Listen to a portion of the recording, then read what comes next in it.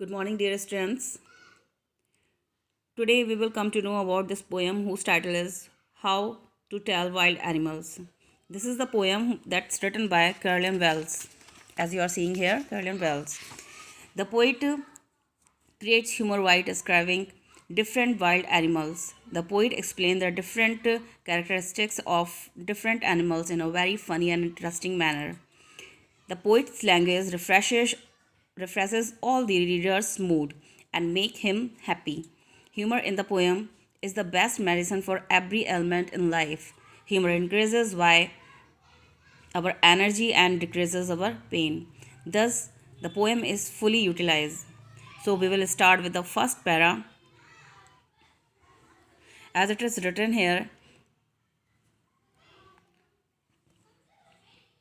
if ever you should go by chance to jungle in the east, if you are getting any chance for visiting eastern jungle, the poet is explaining that if you are getting the chance for visiting eastern jungle, and if there should to you advance a large and tawny beast, and if you are able to see there a big and browny beast means animal, if he roars, अगर वो दहाड़ता है, आप पर गरजाता है, at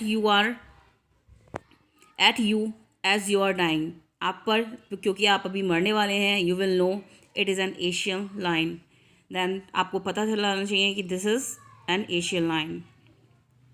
The second one is, or if sometimes when roaming round, or if sometime if you are roaming around, अगर आप इधर उधर घूम रहे हैं, a novel wild beast greet you, और एक gentle एक polite wild animal अगर आपको greet करता है, अगर आपको welcome करता है, if that come in front of you with black strip on a yellow ground, means अपनी yellowish स्किन पर ब्लैक कलर के स्ट्रैप्स लिए हुए अगर वो आपके सामने आता है, just notice if he eats you, और अगर आप नोटिस कर रहे हैं कि वो आपको बस खाने ही वाला है, this simple rule may help you learn the Bengal tiger is discern. तो ये सिंपल सा रूल आपकी मदद करेगा आपको जानने में, आपको सीखने में, that this is the identity of Bengal tiger. Now we will come to know on the third point.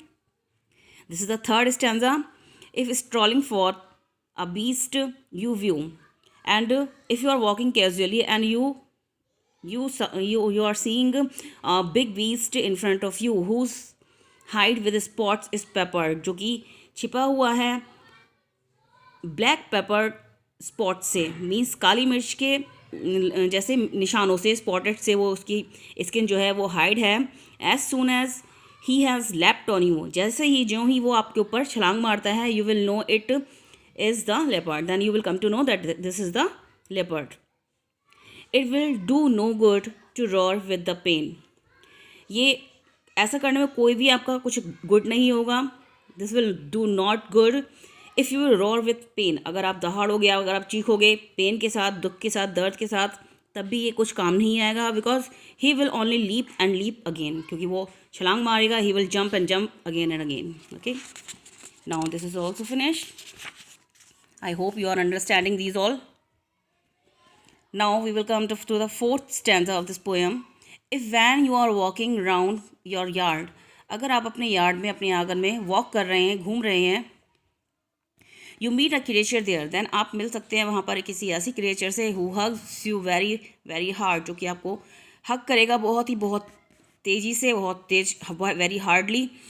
We sure it is a bear, then आप श्योर हो जाइए कि ये एक भालू है. If you have any doubt, अगर आपको कोई संदेह है, इस चीज़ में कोई डाउट है, आई गेस, जैसा कि मुझे लग रहा है, I am guessing that if you have any doubt he will give you just one more cares, तो वो आपको एक और तेजी का हग बहुत तेज़ी से करेगा. Now next one is, though to distinguish beast of prey, novice might none pulse.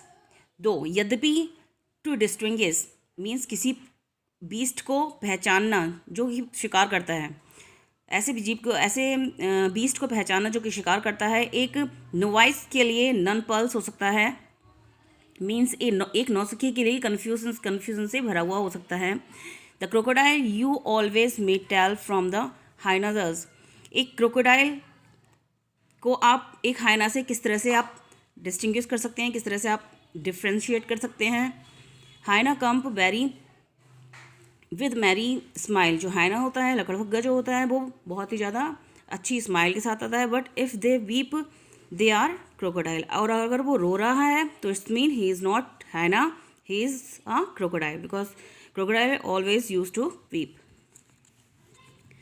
The last one is the true chameleon is small, a lizard sort of thing. एक true chameleon means गिरगिट.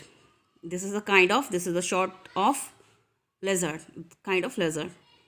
The true chameleon is small. एक जो असलियत का, सच का जो गिरगिट होता है वो छोटा सा, स्मॉल सा होता है. A lizard sort of thing, एक छिपकली टाइप की चीज़ होती है वो. He has not any years at all, उसके पास किसी भी तरह के कोई कान नहीं होते हैं. And not a single wing, और ना ही उसके पास किसी तरह का कोई पंख होता है. If there is nothing on the tree, अगर किसी वृक्ष पर आपको कुछ भी नहीं दिख रहा है, if you are not able to see anything on the tree, it's mean chameleon you see. इसका मतलब ये है कि आप वहाँ पर एक चैमेलियन को देख रहे हैं, because chameleon is very popular for changing its colour. So I'm thinking that this poem has been completed for you. You have understood this. So what will be your homework, your assignment? You have to write each and every line's explanation yourself. Okay, as I am explaining, same in your language, you have to write these all. I'm not saying to write the central idea. I am saying to write the meaning of every line in your notebook with the title, and you also can write about the poetess. Thank you. Have a great day.